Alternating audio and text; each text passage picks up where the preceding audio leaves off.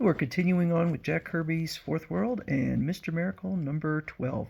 It's my turn. I'm right on schedule. You look fine, Stampa. When the crowd sees you kick a ton of boulder into the air, they won't believe their eyes. Then I'll do it again like this. Oof, crack. I'm beginning to warm up to this myself. Go, Bernadette. My dimensional blade will steal the show. Just watch. Incredible enough, Bernadette's blade slices the great airborne stone into 3 pieces. The knife flies as if it has a life of its own. The next move is Lashina's. She acts so swiftly that the boulder sections are still in the air when she draws her lash. Now, Lashina. Don't worry, Bernadette. The cloven rock will never fall to the floor. The timing of this act must remain flawless. Then, with a powerful flick of the lash, the stones are sent flying towards Scott-free. Here they come, Scott, straight at you. Whack! But Scott seems mesmerized by the hurtling death. His hands make only feeble attempts to remove his bonds. Work, Scott, work! Scree! What's wrong with him? He's working too slowly. It's like he's forgotten all he knows. He's cutting it too close, too close. Galvanized into action by some strong inner instinct, Barda bolts forward with javelin speed. He's not going to make it. Scott! Crash! Nice interception, Barda, but it wasn't necessary to take that kind of measure. Are you out of your senses, Scott? I just saved your life.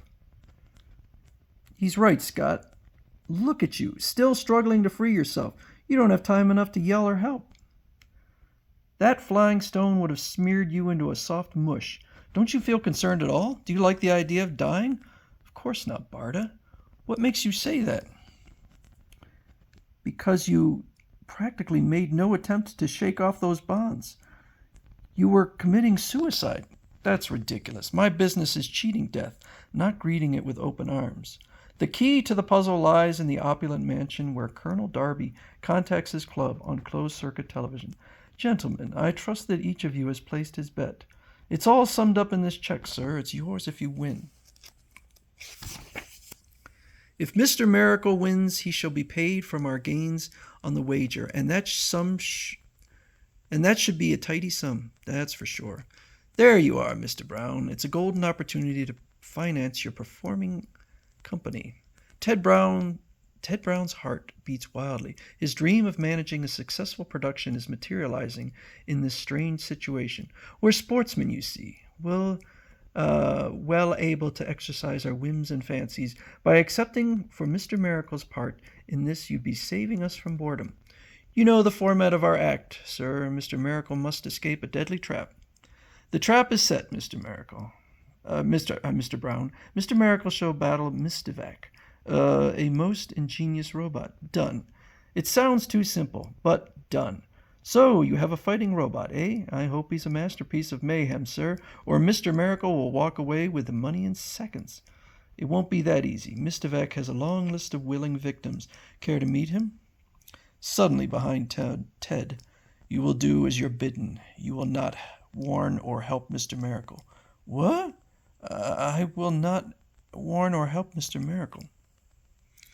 The next day, scot-free as Mr. Miracle arrives with Oberon and Barda at a reconstructed temple in a remote area. This Colonel Darby must have shipped the temple here stone by stone. I don't like the place. Well, I've come bound with steel cuffs. I felt it only fair to face the robot with a handicap. I wonder where the clanking tin can is hiding. At that moment, one of the many silent idols speaks. Let the female and the dwarf sit down and not interfere with our combat. That voice, it's the voice I heard on the phone. I spoke to Mistivac. The voice is irresistible. Oberon and Barda are compelled to do what they're told. Oberon, Barda, we can't help ourselves, Scott. That thing's voice is like a command. We must obey. He's right, Scott. If your hidden circuitry can seal your eardrums, activate it immediately. Suddenly, pow! Ugh. It's too late to protect yourself from the voice of Mistivac. That phone call has already filled your brain with a will to die.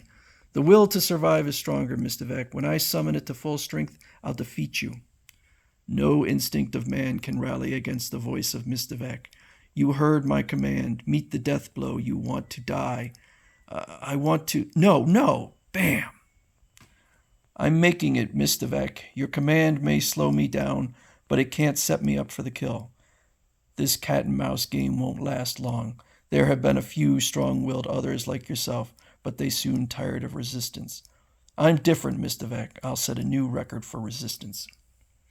Mr. Miracle's words whip Mistovec to renewed fury. His jointed arm whips out to startling lengthen. Insolent dog, your words are sharp, but your power to act is grinding to a halt. Crack. He's right. It's becoming much more difficult to avoid him. Soon you will stop in your tracks. You'll walk towards death. Wait for it. Wham! And it shall come like this, with sharpened fangs, eager to take you. Snick. There, that's better. You're responding just fine to my implanted command. You want to die. You want to die. Mistovec lunges brutally, but his blades pass through empty air. Mr. Miracle once more has managed to avoid death by a hair's breadth. Die! One more try. I must make one more try.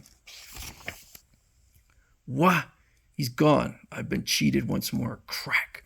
His action was lightning swift. He slipped out of his bonds as he escaped. So the truth is dawning on you, eh, Mistovec? Fool, if you think you've finally broken free of my influence, think twice. What are you up to now? It won't help you one bit. Pow, pow, pow, pow, pow. It won't help you either, Mistovec. In fact, this mini shock wave may upset you to a disturbing degree. Wham! Crack! Well, that worked out just right, didn't it? I've dug a pit that you can't wiggle out of. There's still my voice. I can raise its power until the mere sound of it shrivels you into a helpless wreck. It's too late for that. With the help of my hidden circuitry, I've conquered your insidious voice. Well, what are you doing? Click. I'm removing your mask. I didn't for 1 second believe Darby's story about you being a robot. Let's see what you look like, Mistovec. No, no. Mr.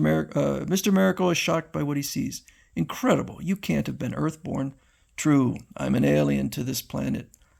My home lies in the vast cosmos. Centuries ago, I was marooned on Earth. My ship was destroyed, and since that time, men have used the power of my voice for their own gain. I hate all of mankind. I was eager to kill you. Too bad he failed, Mr. Miracle. Colonel Darby was anxious to win this wager. That's why we must take this measure. Sorry. Over my dead body, eh? Precisely, dear chap. You see, Mistovec also operates ballistically, like a handgun. I'll report to my colleagues that he shot you, and nobody questions the word of the Right Honorable Colonel Darby. Bam! As Mudgett's shot echoes in the ancient chambers, Miracle sidesteps and charges. Blast you, Mudgett, you missed him, and struck Mistovec. It was an idiotic try, Mudgett. You merely fired at the world's fastest-moving target. My life-sustaining capsule, it's broken. I can't survive in your atmosphere. So, you win the booby prize. Jail. Stop, Colonel Darby. Darby, he's got to pick up his winnings, too. He slipped by me. Sorry, can't wait. I'm frightfully busy, chap, you know. Why don't you change your plans and slow down, old chap? Ah, womp. Take their gun, Oberon, and make our upper crust sportsmen at ease. Yeah. Oh, jeez. Then we'll invite the police and have us a real ball. Are we too late to save Mistovec, Barda? Whatever was in here has disintegrated to dust. It's just as well he's gone. His was a mind force so powerful that it burned out my circuitry, which helped me to build a thought barrier against his irresistible command. I suppose men like Darby controlled him by threatening to break his capsule. Fate has spoken with a bullet. The menacing voice of Mistovec is stilled forever. Don't look depressed. You were all alive. You two were all alive and well, and set for the next act. Up there on the balcony, it's Ted. Have you been there all this time, watching what was going on down here? Like you, Barda, I was under Mistovec's spell. Now that he's gone, I'm free to do my own thing. Let's not collect the winnings on this act. It ended rather sadly. I say on to the next one. On to the next one. The show must go on. It sure does, folks. The show goes on to make the most horrifying discovery since the summer of 44. I don't know what that's a reference to. Complete in the next issue of Mr. Miracle, The Dictator's Dungeon.